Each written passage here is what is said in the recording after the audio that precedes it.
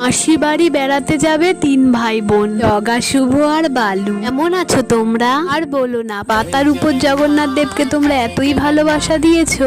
এবার তিন ভাই বোনের মূর্তি বানিয়ে ফেলেছি।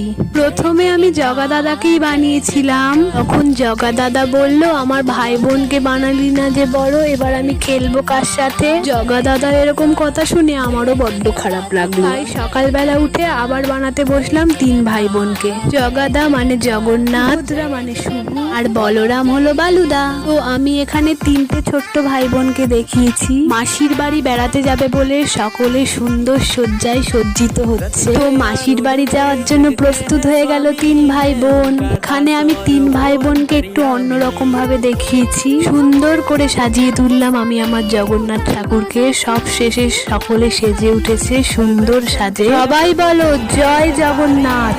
ভিডিওটা ভালো লাগলে লাইক করে দেবেন।